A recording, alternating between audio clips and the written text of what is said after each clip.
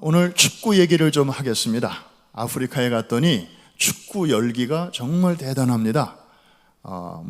그냥 요만한 애들도 공 하나 가지면 그냥 하루 종일 시간 가는 줄을 모르고, 그러다 보니까 아프리카가 경제적으로는 조금 어려워도 이 축구 선수들이 유럽에서 얼마나 많이 진출을 하고 정말 어마어마한 연봉을 받으면서 뛰는 선수들이 피부가 아주 새카만, 특별히 이스트 사이드보다는 웨스트 쪽에서 훌륭한 선수들이 많이 나왔는데, 우리나라에 박지성 선수가 있습니다. 그런데 이 박지성 선수를 세계적인 선수로 키워준 감독이 있죠. 누구인가요? 히딩크. 맞습니다. 여러분들 축구 경기를 보다 보면 공격수가 골을 넣습니다. 그러면 어디론가 정신없이 달려갑니다. 근데 대부분의 선수들은 어디 쪽으로 가는가 하면은 카메라 기자들이 쫙 모여있는 그쪽으로 갑니다. 그래서 옷을 벗기도 하고 혹은 가슴을 치기도 하고, 그 다음에 이제 무슨 세레모니를 하기도 하고, 그러면 그 다음날 신문에 그 사진이 대문짝만하게 나오는 거죠. 그런데 박지성 선수는 좀 달랐습니다. 골을 넣는 순간 어디론가 달려가는데 저기로 달려갑니다.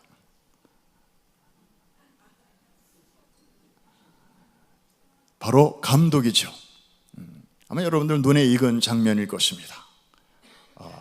기자들도 아니고 그저 감독에게로 저렇게 달려갑니다. 그럼 감독은 또 벌떡 일어나서 저렇게 두 팔을 벌리고 선수를 안아줍니다. 여러분, 저 의미가 무엇일까요? 제가 지금 골을 넣습니다마는 감독님 덕분입니다. 감독님이 저를 뛰게 해주셨고, 또 저를 잘 지도해 주셨고, 또 저를 공격 포지션에다가 넣어주셨기 때문에 제가 오늘 이렇게 골을 넣습니다. 그러면 또 감독은 저 표정은 말은 안 하지만, 그래 잘했다, 내가 너를 믿었는데 너 해낼 줄 알았어, 그러면서 이제 안아주는 거죠.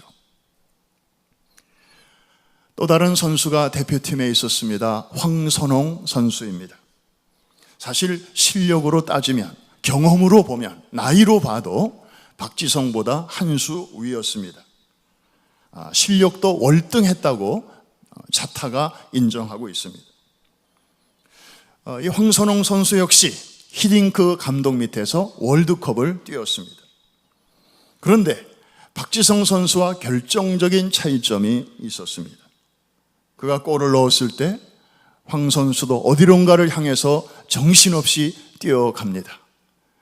저렇게 뛰어갑니다. 맨 앞에 있는 선수가 바로 그 유명한 황선홍 선수입니다. 그런데 그 순간 히딩크 감독도 기뻐서 벤치에서 벌떡 일어나서 예의 두 손을 벌리고 이제 기뻐합니다. 그런데 황 선수가 안긴 곳은 히딩크가 아니었습니다. 히딩크 앞을 그냥 지나갔습니다. 그리고 코치 품에 안겼습니다. 후에 박지성 선수는 히딩크가 그를 유럽으로 데려가서 아주 세계적인 선수로 키웠습니다. 황선홍 선수는 언젠가 언론사와의 인터뷰에서 이런 말을 했다고 합니다. 내 일생에 있어서 가장 후회스러웠던 순간은 바로 그때 골을 넣었을 때 히딩크를 지나서 한국인 코치를 얼싸하는 것이었다. 여러분, 사람 품에 안겨도 누구 품에 안기느냐에 따라서 이렇게 결과가 달라지는데, 하나님의 품에 안기는 사람, 하나님께서 그를 받아주시고 또 길을 열어주시고 그리고 좋은 길로 안내해 주실 줄로 믿습니다. 사실 오늘같이 날씨도 좋고 또 정말 할 일도 많고 그런 때에 예배 말고도 볼 일이 너무너무 많이 있겠지만, 오늘 이 시간 다 주님께 드릴 시간으로 정하고 예배 드리는 이 시간이야말로 영원하신 주의 팔에 안기는 든든한 시간인 줄로 믿습니다. 우리 옆에 계신 분에게 한번 축복하며 인사를 나누겠습니다. 주님의 품에 안기셨습니다. 주님이 인도해 주십니다. 주님이 책임져 주실 것입니다. 아마 지금 이 순간까지도 박지성 선수는 그 히딩크 감독의 그 은혜를 결코 잊지 못하고 살 것입니다. 오늘 설교의 그 주제어가 은혜입니다. 하나님의 은혜. 한번 따라해 주실까요? 하나님의 은혜. 참 듣기만 해도 푸근한 단어가 아닐 수가 없습니다. 우리 시대의 저명한 영성가요, 또 기독교 저술가인 필립 얀시라는 분은 그의 베스트셀러 저서인 하나님의 놀라운 은혜라는 책에서 다음과 같이 말합니다. 신앙생활을 하면 할수록 마음이 끌리게 되는 단어 하나가 있는데 그것은 바로 은혜이다. 그리고 이 세상에서 많은 단어들이 그 본래의 의미를 잃어버리고 퇴색되어 가지만 그 원래의 의미를 지금까지도 고스란히 간직하고 있는 거의 유일한 단어가 있다면 그것은 grace, 은혜일 것이다.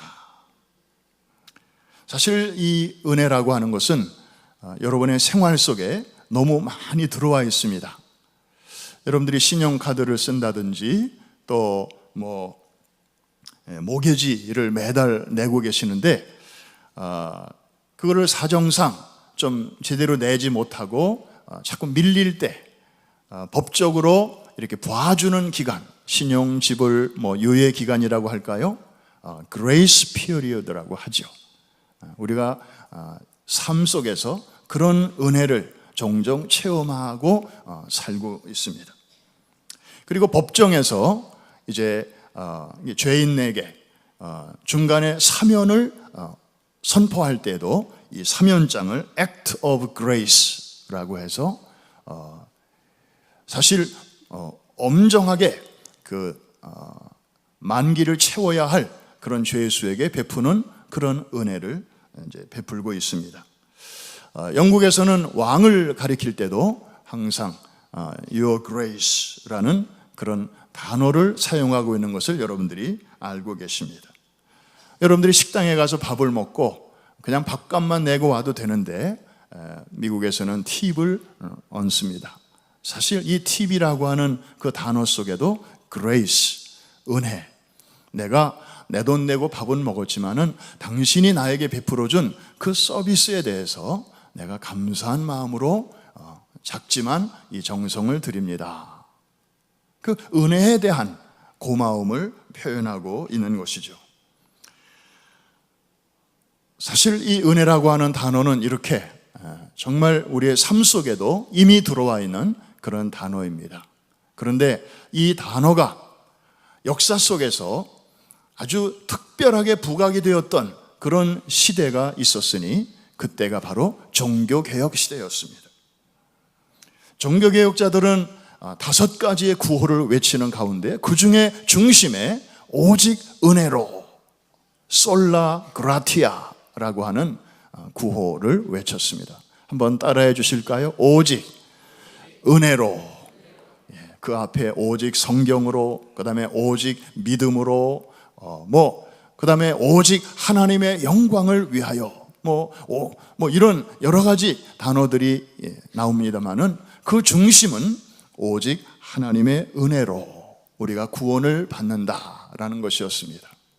우리는 이걸 당연하게 받아들이지만 그 당시 사람들은 이게 충격이었습니다. 왜냐하면 그때 사람들이 교회에 미사 드리러 가서 듣는 그 설교, 이제 강론이라고 하잖아요. 미사 때 강론의 내용은 뭐냐 하면 에라스무스라고 하는 그 인문학자의 영향으로 이제 신학이 이렇게 많이 물들어 있었습니다. 뭐냐 하면 인간이 타락은 했지만 100%는 아니고 그래도 타락하지 않은 약간의 양심은 남아있다. 그래서 그것으로 우리가 선행을 하고 그것을 가지고 하나님을 믿으면 하나님의 은혜와 인간의 행위가 중간에서 만나서 이제 비로소 구원이 획득될 수 있다. 이런 교리를 가르쳤습니다. 그러다 보니까 인간의 행위가 굉장히 강조가 된 것이죠. 그런데 사람이, 여러분도 그렇게 살아봐서 아시지만, 연초에 이것도 해야지, 나는 이렇게 해야지, 이것도 끊어야지, 저것도 해봐야지, 살 좀 빼야지, 무수한 결단을 우리가 해보지만, 그거 잘 먹혀 들어갑니까? 작심삼일이라는 말도 있고, 정말 내가 한 결단이지만 내 스스로 무너뜨릴 때가 얼마나 많습니까? 일상적인 생활에서도 그런데 영적인 분야로 들어가서는 말해 뭐 하겠습니까? 안 되는 거예요. 그런데도 그 당시 교회는 할 수 있다, 이런 걸 가르치면서 그릇된 길로 사람들을 끌고 갔던 것입니다. 그러니까 사람들은, 하나님은 무서운 하나님이었어요. 왜? 우리의 행위를 기숙사 사감처럼 위에서 항상 이렇게 감시하다가 누가 죄를 범하면 떼끼름 하고 야단을 치시고, 막 천둥 번개를 통해서 벼락을 내리시고, 그리고 아주 죄인을 혹군형 내시는, 전능하시고 거룩하시기는 하지만 사랑은 좀 별로이신 그런 무서운 하나님을 가르친 것이에요. 그래서 이 하나님 앞에 잘 보이는 가장 좋은 길은 수도사가 되는 길이었습니다. 그래서 원래는 법대에 들어가서 이제 판사가 되는 것이 꿈이었는데, 하나님께 잘 보이려고 중간에 수도사로 갔던 사람 중에 하나가 마틴 루터였어요. 거기 들어가면 하루 종일 성경 보고 기도하고 금식하고 묵상하고 딴 생각할 겨를이 없을 것이다. 거기 가면 죄도 덜 짓게 될 것이니까. 그런데 그래서 모든 규칙을 1등으로 지켰어요, 루터가. 루터의 일기장에 보면 그런 규절이 나와요. 만일에 수도사의 규칙을 잘 지키는 순서대로 천국 가는 순서가 매겨진다면 나는 당연히 수석 입학했을 것이다. 하루 3시간 기도, 자기는 1시간 더 했습니다. 일주일에 닷새 금식, 그러면 자기는 2번 더 금식을 했습니다. 루터의 사진을 보면 피골이 상접한 모습으로 나옵니다. 그런데도 마음의 평안이 없었고 구원의 확신이 없었어요. 그러던 어느 날 로마서를 읽는 중에 하나님의 궁극적인 관심은 우리에게 심판을 주시려는 것이 아니라 모든 믿는 자에게 구원을 주시는 것이로구나. 구원의 하나님을 만나게 되었습니다. 할렐루야. 그리고 그 구원을 선물로 주실 때에 그것을 받기 위해서 인간이 할 수 있는 일은 어떤 선한 행위가 아니라, 누가 선물 주면 고맙습니다 하고 손을 내밀듯이 그냥 우리의 마음의 손을 내밀기만 하면 되는데, 이것을 믿음이라고 말하는 것이죠. 오직 구원은 믿음으로 받는 것이로구나. 이것을 깨닫게 되면서, 몰랐을 때는 모르지만 이것을 발견하고 나니까 루터는 가만히 있을 수가 없었죠. 이것을 말할 수밖에 없었고, 그래서 이제 여러분들이 잘 아시는 종교개혁이라고 하는 것을 일으키게 되었습니다. 에베소서를 읽어보니 또 이런 말씀도 있습니다. 에베소서 2장 8절과 9절, 우리 같이 한번 큰 소리로 읽겠습니다. 시작. 너희는 그 은혜에 의하여 믿음으로 말미암아 구원을 받았으니 이것은 너희에게서 난 것이 아니요 하나님의 선물이라. 행위에서 난 것이 아니니 이는 누구든지 자랑하지 못하게 함이라.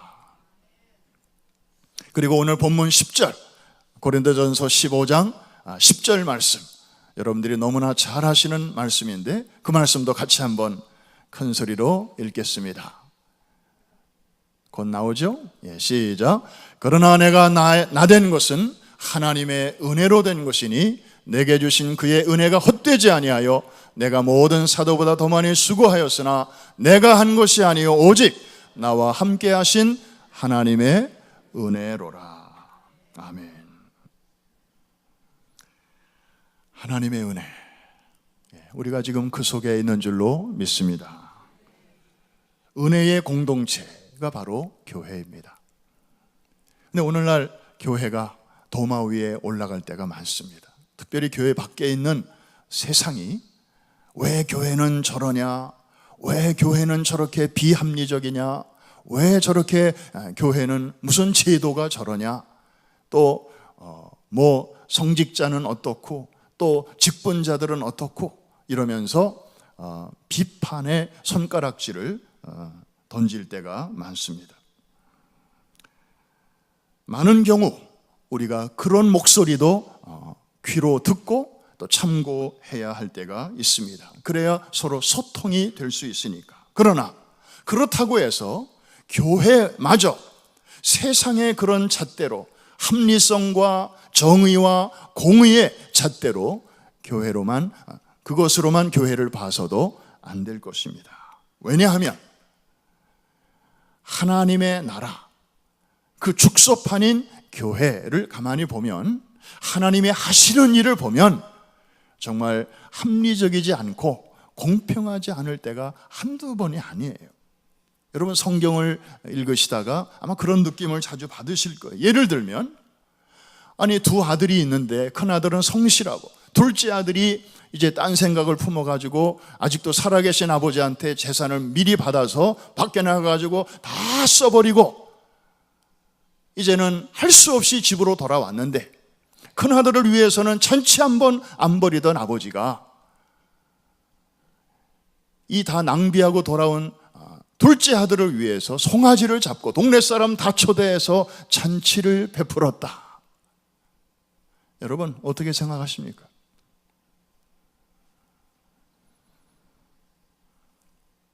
포도원 주인이 있는데 아침부터 와서 일하는 사람이 있고, 그 다음에 저녁에 해지기 전에 와서 딱 1시간 일하는 사람이 있는데 주인이 나중에 보니까 임금을 똑같이 주더라. 여러분 어떻게 생각하세요? 세상 사람들이 이런 얘기를 들으면 그래서 내가 교회를 안 다닌다니까. 좀 교회 다니는 사람들은 뭔가 좀 이상한 것 같아. 영 안 맞아. 99마리의 양을 그대로 두고 세보니까 한 마리가 없다고 해서 그 한 마리를 찾아서 주인이 온 들판을 돌아다닌다? 말도 안 되는 얘기입니다. 그런데 이게 성경이고 이게 하나님이 일하시는 방법이고 이것이 바로 은혜인 줄로 믿습니다. 여러분 한번 톡 까놓고 얘기해 보십시다. 만일에 하나님마저도 세상의 정의와 세상의 공의의 관점을 가지고 저와 여러분을 저울 위에 올려놓고 그렇게 엄정하게 따지셨다면, 저나 여러분 중에 지금 이 자리에 이렇게 하나님의 자녀의 신분을 가지고 아무 일이 없다는 듯이 앉아있을 사람이 과연 누가 있겠습니까? 이 하나님의 말도 안 되는 은혜로 우리를 덮어주시고 감싸주시고 받아주시고 안아주셨기 때문에, 그리고 우리는 그것을 믿음으로 깨닫고 감사하는 마음을 가지고 이 자리에 앉아있는 줄로 믿습니다. 하나님의 은혜는 이렇게 참 멋진 것이고 너무나 고마운 것인데 여기에 몇 가지 함정이 있습니다. 첫째로는 적당한 은혜는 우리가 느낄 수 있고 알 수 있는데, 너무 큰 은혜는 때때로 우리가 무감각할 수 있다는 것입니다. 여러분 지금 조용히 한 3초만 귀를 기울여 보십시오. 여러분 귀에 무슨 소리가 들리는가? 들리죠? 이렇게 전기가 흐르는 소리도 들리고, 적당한 소리니까 들리는 거예요.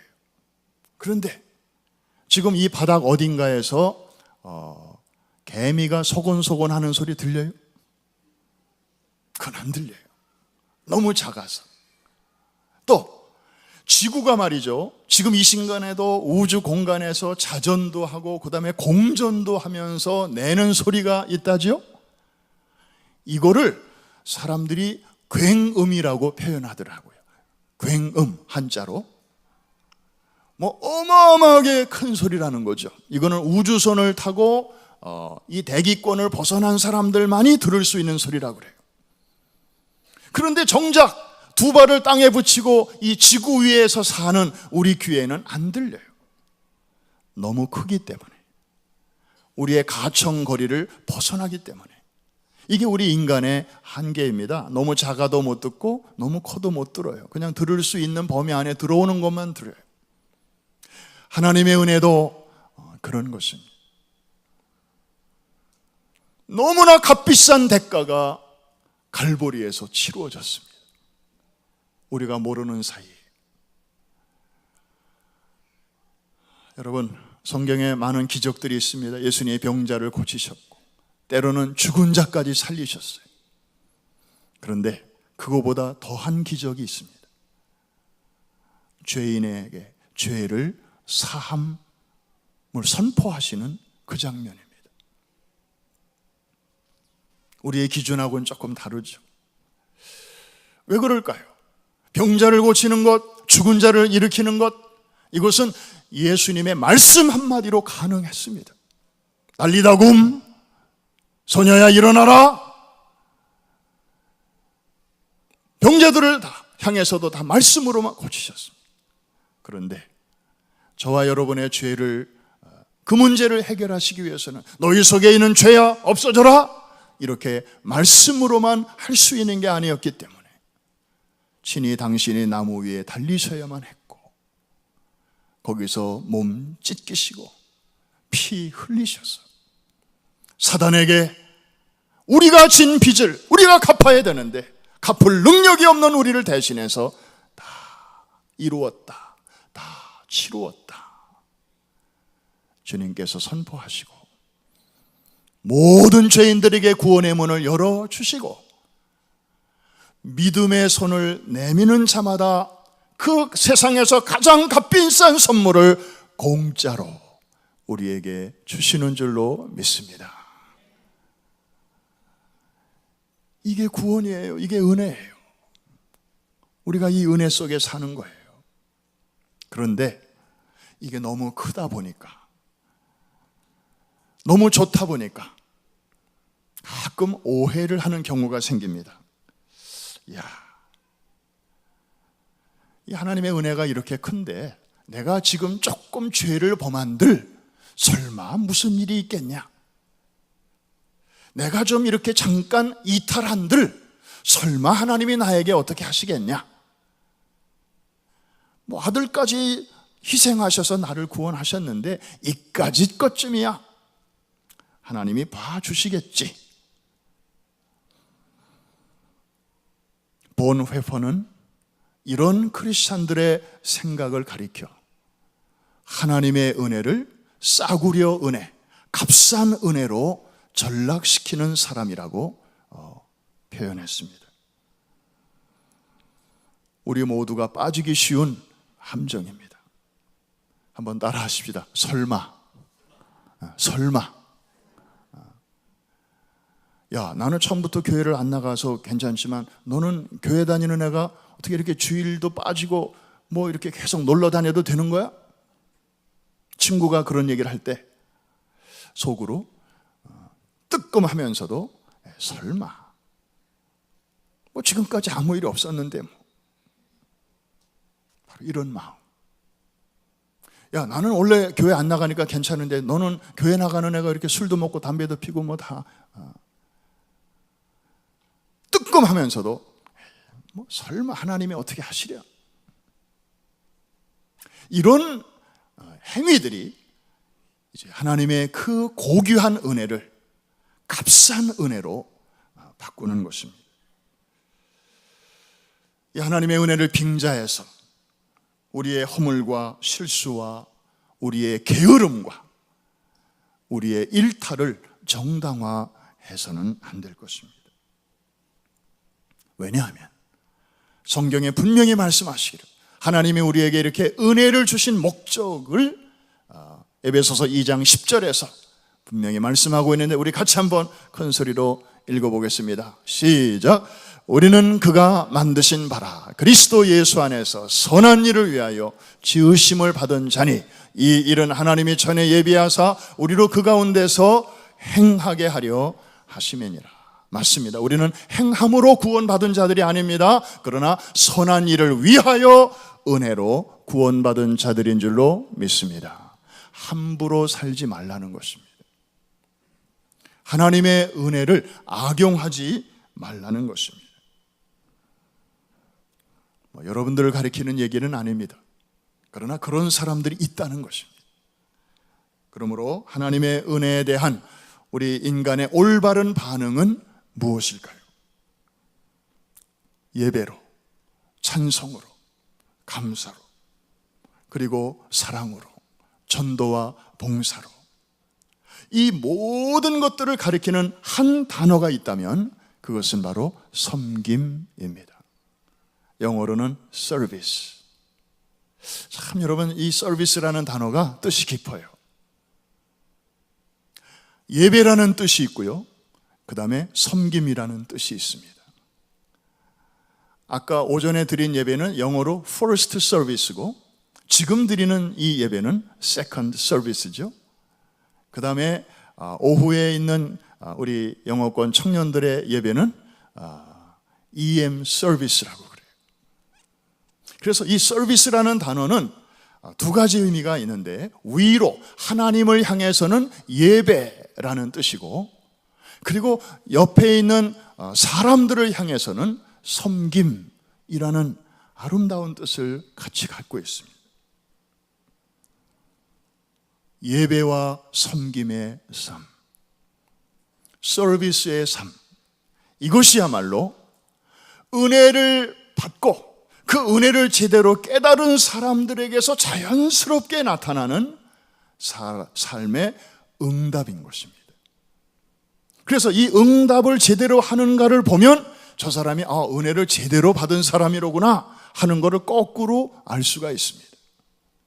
은혜를 받았다고 하는데도 엉망으로 산다, 이거는 뭔가 조금 이상한 거죠. 은혜를 잘못 받았거나 헛되이 받았거나 아니면 받기는 받았는데 오해하고 착각하여 자신의 그런 행동을 정당화하고 있거나,